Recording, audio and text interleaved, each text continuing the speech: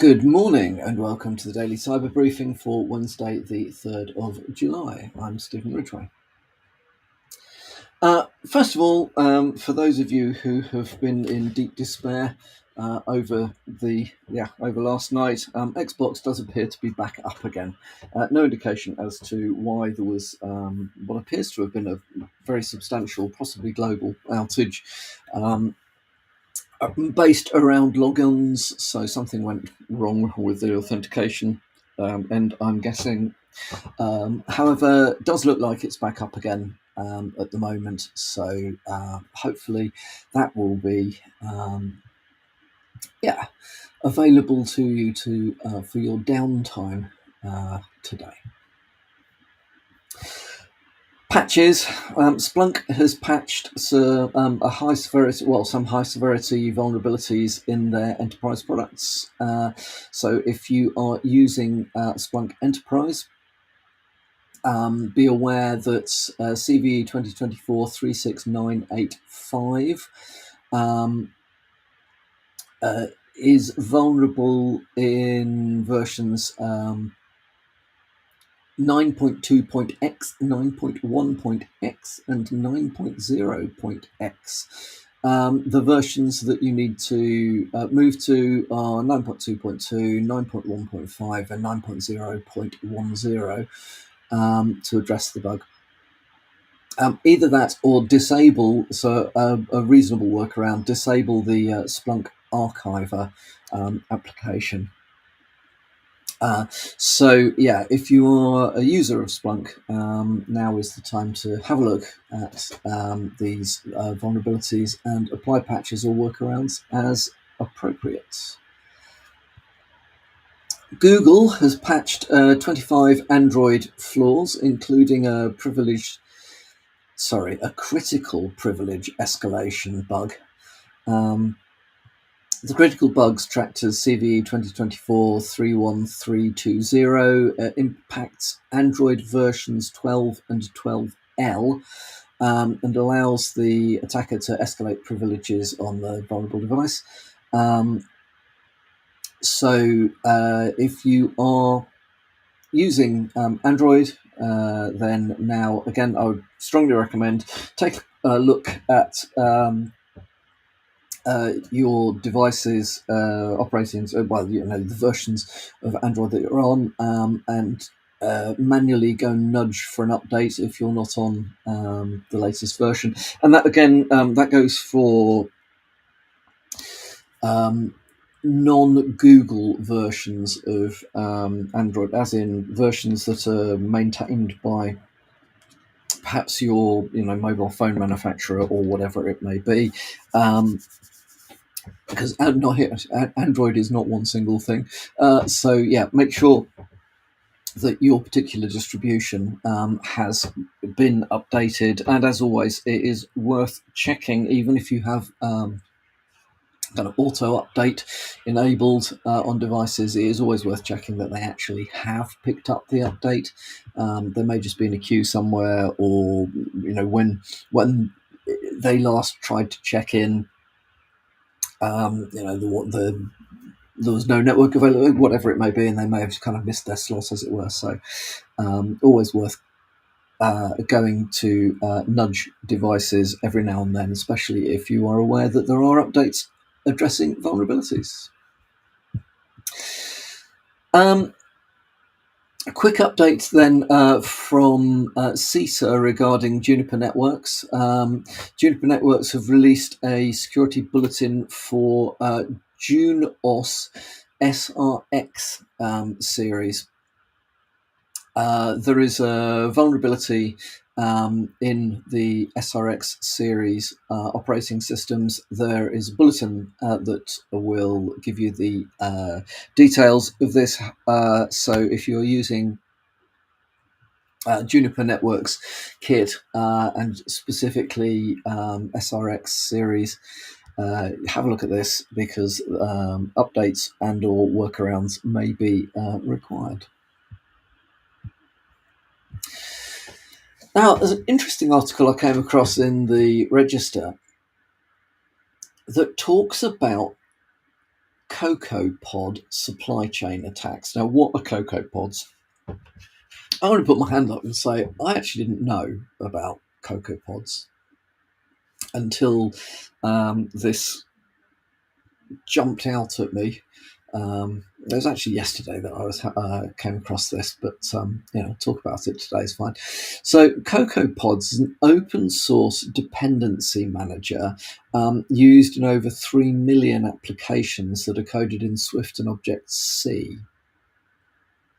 So, in 2014, Cocoa Pods migrated all the pods to a new trunk server. I'm not sure exactly what a trunk server is, but they migrated all the pods to a trunk server. So what's a pod? Well, a pod is a file that describes a project's dependencies.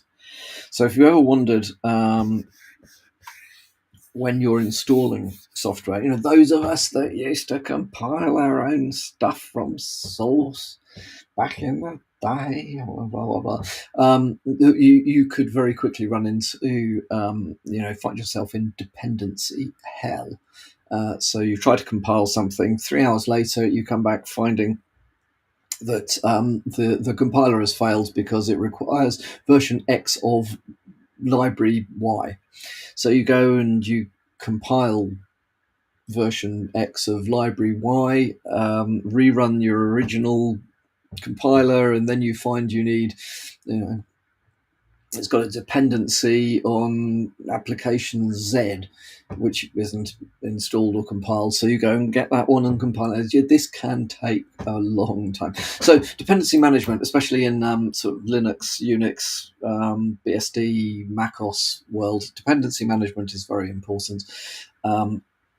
If you've used any version of Linux in the last 20 years, you will have spotted that package managers in the background are doing a lot of that hard work for you.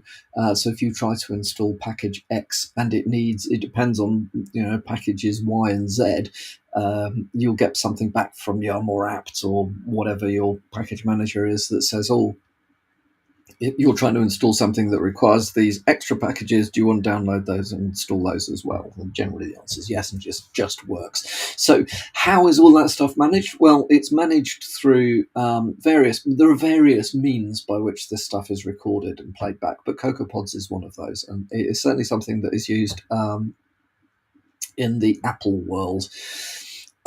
So coming back to what the issue is here, these files describing a project's dependencies were moved to a new trunk server on GitHub.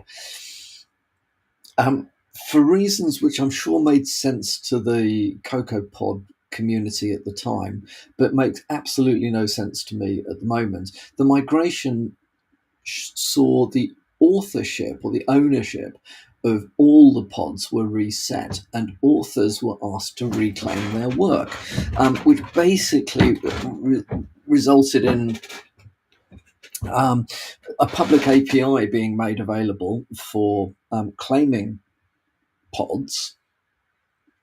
So you needed a default email address and you needed to run a curl command against a public API, and you could claim your pod back.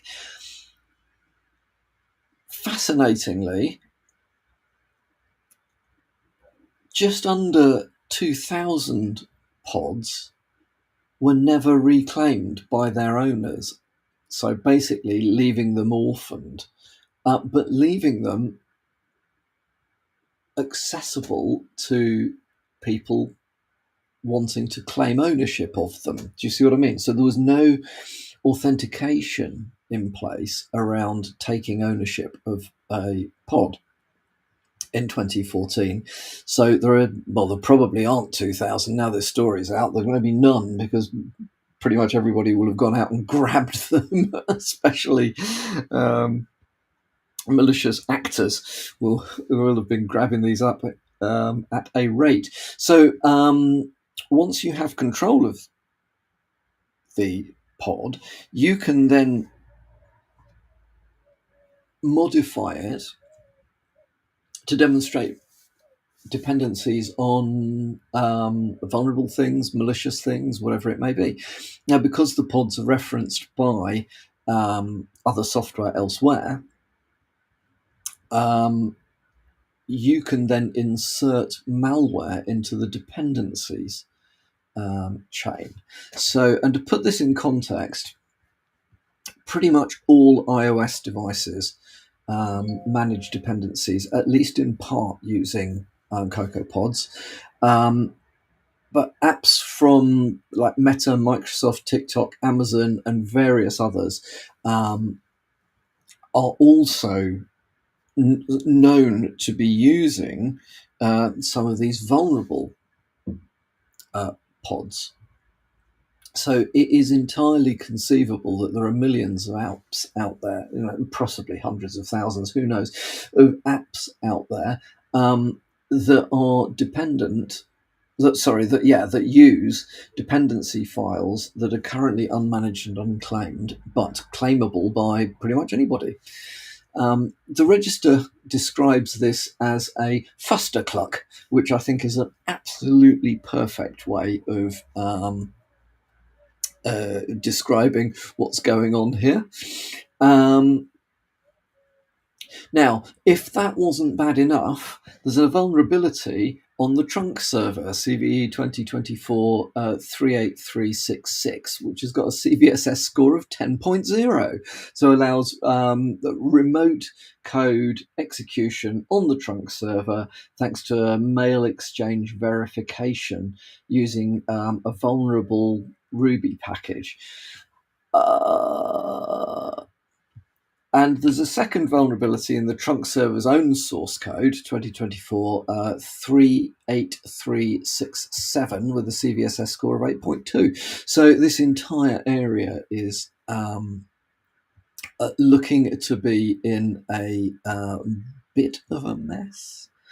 I'm not entirely sure what is going to come of this. I would expect in the background that the big players are now running around with some very clever developers identifying where they have got where they've used potentially vulnerable dependency descriptions files and checking. That's going to take a little while. From an end user perspective, I don't think there's very much you can do about any of this stuff. You are dependent on your software developers, whoever they may be, managing these dependencies properly. I would say the likes of Google and Apple and Microsoft and whoever are most likely to fix, work around, address, mitigate this faster than some other organizations. So, as always, stick to well-known app stores or repositories for getting software. And I guess, I don't know, if anybody can think of something that can be done that will help to mitigate this risk from an end user or a corporate perspective, stick a comment in. But I can't think of anything off the top of my head at the moment. Probably keep an eye on this one because this does look like there is the potential for all sorts of chaos going on in the background as part of that. Yeah, ouch. Okay, finally from me, there's an interesting article, it's a good interesting article kicking around at the moment. One's from Dark Reading that I came across this morning. Passkey redaction attacks. So they're specifically talking about this in terms of GitHub and Microsoft authentication, but the concept works anywhere where passkeys are your method of authentication.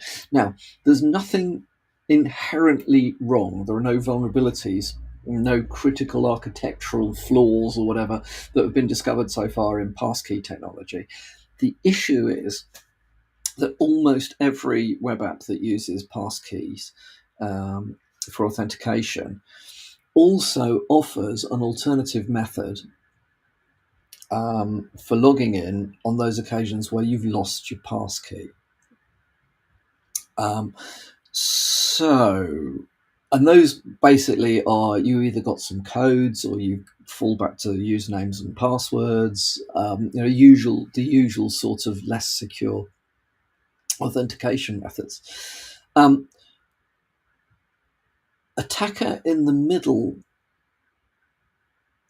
scenarios give the attacker the ability to rewrite the authentication page in such a way as to remove the passkey option and force you to fall back on, let's say, usernames and passwords. It's not that the actual website has been modified in any way at all. It's just that the attacker knows that if they can get your username and password, let's say, they can then use that via one of these "I've lost my passkey" type options to access awful lot of sites. Many banking, e-commerce, social media, and so on and so forth. Software development platforms, cloud accounts. There are loads of places where, if you don't have your passkey available to you, you can still log in by falling back to insecure or less secure authentication methods.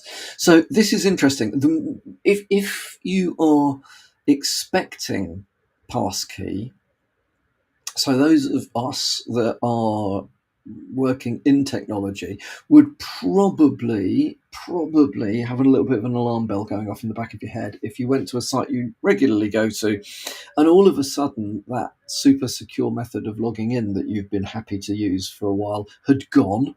And you were being prompted to, enter your password recovery stuff or enter your, blah, blah, blah. It just wouldn't look right. The vast majority of users, however, would be unlikely to spot that as, or if they did, it would just be marked down as one of those, oh, okay, it's changed again type events.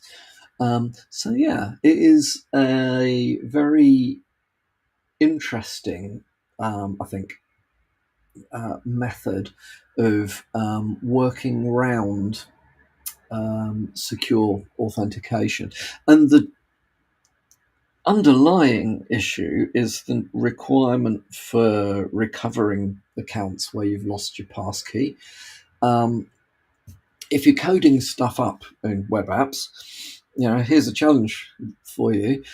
Can you think of another means by which you could give access to your web app that is not vulnerable to somebody removing the option for passkeys?